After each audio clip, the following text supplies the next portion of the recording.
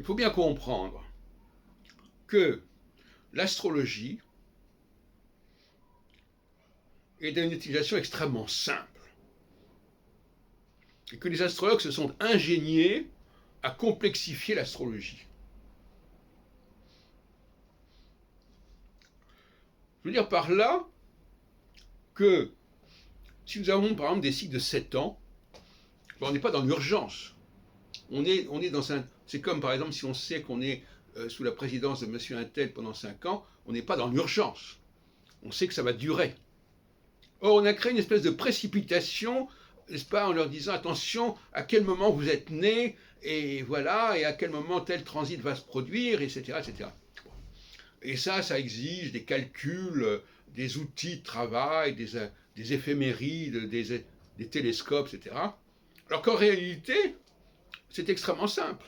En réalité, je prends le cycle de 7 ans. Bon, ben voilà, une fois que vous savez quel a été le point de départ de telle phase, vous avez 7 ans pour vous y mettre. Donc, il n'y a pas besoin d'aller calculer les astres à tout instant. L'astrologie n'a pas besoin d'avoir cette espèce de présence lourde et obsédante. Ce sont des choses extrêmement simples. N'importe qui est capable de savoir voilà, il est capable de voir qu'il calculait dans 7 ans, voilà, bon, voilà, il faut 7 ans pour ceci, on a 7 ans pour cela. Voilà, il y a un compte à rebours, si on peut dire. Mais ça n'exige finalement très peu d'astronomie. C'est ça la grande question. De même que, par exemple, quand on parle des travaux de Pierre Dailly sur la Révolution française, qui vont de 300 ans en 300 ans, vous imaginez bien que l'astronomie, elle ne joue qu'un rôle très secondaire. On n'a pas besoin d'observer le ciel à chaque instant. Là, c'est un cas extrême, enfin, c'est un cas dont on parle beaucoup.